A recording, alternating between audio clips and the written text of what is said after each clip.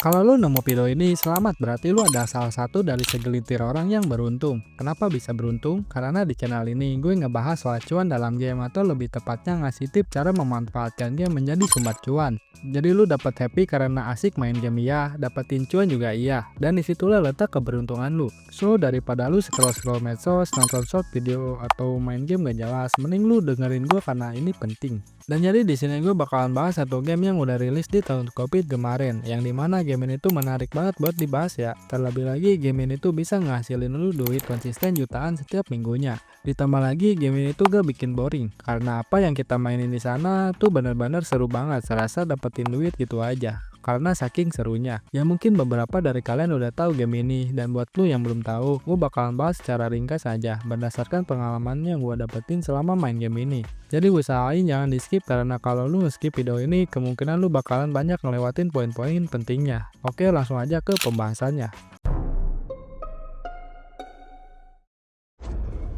The Lost Ark is now but a myth.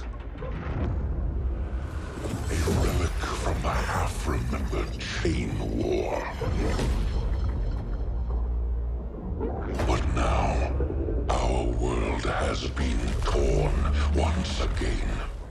Lost Ark adalah game MMORPG gratis yang dikembangkan oleh Triple Studio dan Smilegate RPG di Korea Selatan. Untuk pasar globalnya seperti Amerika Utara, Eropa, dan lain-lain, Lost Ark dipublikasikan oleh Amazon Games. Versi global resminya dirilis pada 11 Februari 2022 di PC Windows, tapi ini ilegal di Indo ya. Jadi lu harus pakai VPN buat dapetin aksesnya, atau kalau lu gak mau ribet tinggal beli akun aja. Dan sebagai game gratis, Lost Ark menampilkan mekanika pertempuran ARPG, isometrik, dan struktur endgame-nya ala MMORPG. Ada 3 server yang tersedia, seperti ENA East, West, dan Central Europe, dengan berbagai region di dalamnya. Setiap region itu tersedia maksimal 6 karakter yang bisa menghasilkan gold. Dalam satu region itu lo bisa nambah char lebih dari 6, tetapi char ke-7 dan seterusnya itu gak bisa menghasilkan gold. Setiap server itu memiliki market atau auction house-nya masing-masing, jadi lo gak bisa beli item antar server dan dikirim mail antar region. Itu setahu gue ya, gue lupa soalnya. Untuk kelasnya sendiri, lu bisa milih dari 6 kelas dasar seperti Warrior, Martial Arts, Gunner, Mage, Assassin, dan Spesialis. Dan kemudian lu bisa memilih salah satu subclass lanjutan seperti Berserker, Slayer, Paladin, dan lain-lain. Dari awal game ini rilis sampai awal 2025, jumlah karakter yang dirilis itu kurang lebih mencapai 26 karakter. Setiap kelas memiliki set skill unik yang dapat disesuaikan melalui skill tree. Tapi saran gue, kalian tonton dulu gameplay dari setiap karakternya di YouTube dan jangan asal pilih, karena itu berpengaruh banget cuy buat kedepannya. Lost Ark mengusung sistem pertarungan action oriented yang responsif atau singkatnya gak kaku. Lu bisa membangun rotation skill yang efektif untuk menghadapi musuh, atau lu bisa cari build dan guide di website seperti Maxroll atau Mobalytic ataupun lainnya. Setelah mencapai level combat 50 ke atas, lu bisa mengakses konten endgame berupa dungeon dan raid bertingkat. Dan akses untuk memasuki dungeon dan raid itu tergantung dari gear score atau level kalian. Kalian bisa lihat di profil atau pencet Alt plus P buat ngelihat spek char lu sendiri. Untuk sistem PvE atau PvP, game ini lebih berfokus pada PvE seperti questing, farming, eksplorasi, achievement, crafting, dan lain-lain. Lost Ark juga menyediakan mode PvP yang seru serta war antar guild. Ngomong-ngomong soal PvE, ada banyak mode yang bisa kalian coba, seperti pertama ada Chaos atau Kurgan Front, yang dimana kalian bisa mendapatkan material untuk honing atau upgrade char kalian. Kedua, ada Guardian Raid, yang dimana kalian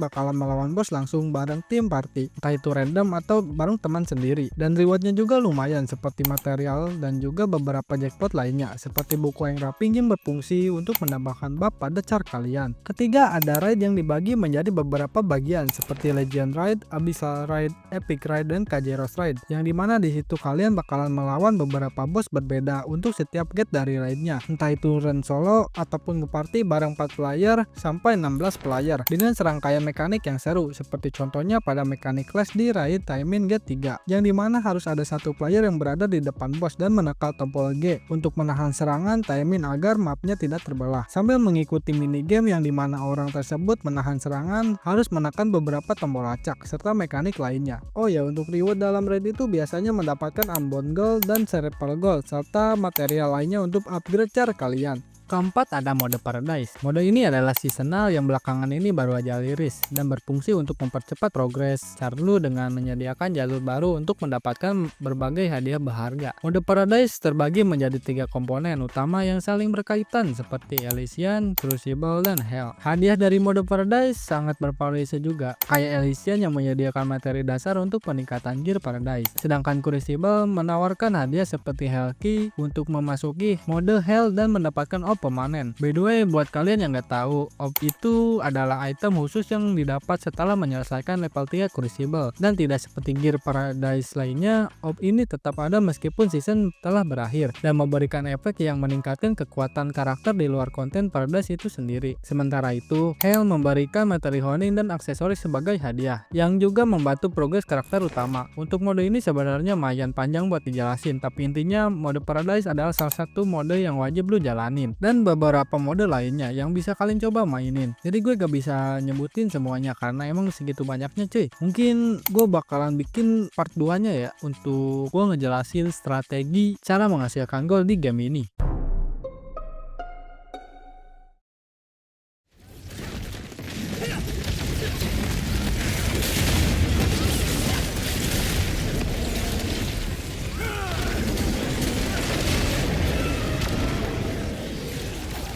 Mungkin beberapa dari kalian skeptis dengan game yang keluar dari tahun 2022 ini. Apakah masih cuan ataupun udah enggak? Dan menurut pendapat gue sendiri, ini masih bisa cuan konsisten meskipun gak segila dulu. Tapi seenggaknya game ini masih bisa cuan ratusan atau bahkan jutaan, tergantung dari strategi dan cara main lu. Dan buat bisa dapetin cuan dari game ini, saran gue lu jangan solo player tapi harus bareng komunitas. Kenapa? Karena dengan adanya komunitas, kalian bisa lebih cepat buat mempelajari fundamental atau mekanik di game ini. Syukur-syukur kalian bisa dapat party tetap yang bisa bikin lu irit waktu. Soalnya di game ini tuh lumayan jauh friendly buat player baru. Makanya gue saranin lu bergabung ke komunitas umum atau guild.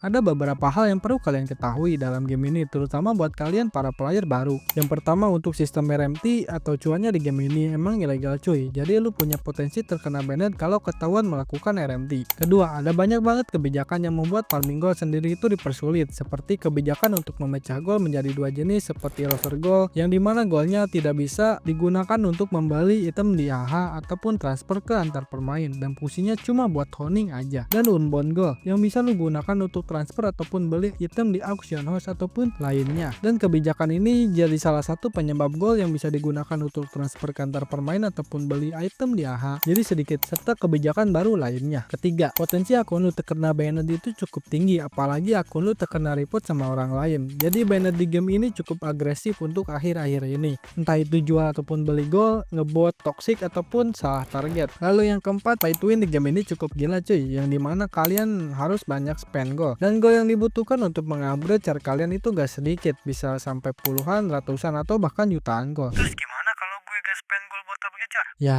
lu bisa-bisa aja dengan cara mengadakan event gratisan, tapi itu prosesnya lama banget, bahkan lu berpotensi ketinggalan konten di game ini. Dan jika lu ketinggalan konten di game ini, ada potensi lu pendapatan bakalan lebih sedikit dari seharusnya. Kenapa? Karena di raid bawah itu jarang sekali ada orang yang open party. Meskipun ada, tapi bakalan sangat amat memakan waktu kalian. Jadi gua saranin kalian harus banyak-banyak spend gold sih. Atau enggak lu bikin party rutinan mingguan gitu di raid bawah, itu lebih oke menurut gua.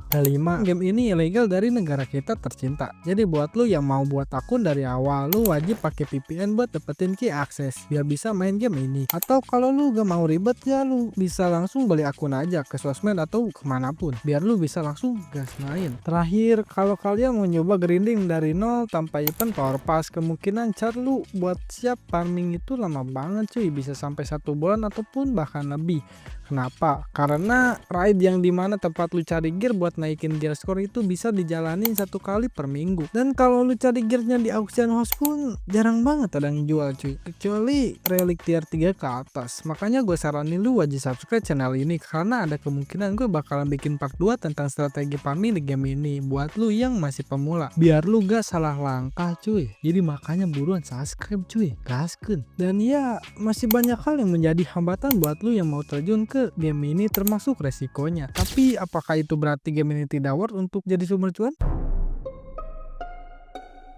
Intinya, Lost Ark ini adalah game MMORPG gratis yang dipublikasikan oleh Amazon Game untuk server globalnya. Meskipun game ini ilegal di Indonesia, tapi lu bisa pakai VPN buat ambil key access atau lu bisa beli akun aja biar gak ribet. Terus kalau kalian penasaran pengen banget buat nyoba game ini, gue saranin grinding dari awal terlebih dahulu. Seperti buat chart dari nol, itu biar bisa lu memahami lebih dalam soal story atau fitur di dalam game ini. Karena emang banyak banget fitur yang berguna dan mendukung lu buat farming gold lebih efektif. Serta ikuti komunitas gold atau umum, entah itu di Facebook atau Discord, biar lu bisa belajar lebih banyak dan itu bakalan membantu lu dalam mencari strategi farming yang lebih efektif. Tapi ingat, ketika lu masuk komunitas jangan sampai lu ngebebanin mereka. Usahakan lu juga harus ngasih impact positif ke mereka agar mereka bisa ngerangkul lu dan ngajak party rutin setiap minggunya. Selain itu lu juga wajib ngasih modal untuk upgrade char lu sendiri, karena di game ini tuh lu gak bisa sepenuhnya cuan tanpa ngeluarin modal. Seenggaknya 1-3 juta juga cukup lah. Untuk estimasi balik modalnya sekitar 2-3 bulan paling lama cuy, tergantung strategi, waktu yang lu keluarin, serta effort belajar mekanik dan lain-lain cuy. Dan karena menurut gua videonya udah lumayan panjang, jadi gua bakal ngasih tahu strategi dapetin goalnya di next video. Jadi ya segitu aja dari gua, dan buat lu para sepuh di game ini, kalau ada kesalahan dari cara penyampaian atau misinformation, bisa langsung tulis aja di kolom komentar, karena ini adalah sepenuhnya berdasarkan pendapat gua sendiri. Dan jangan lupa subscribe agar lu gak ketinggalan konten selanjutnya. Siap.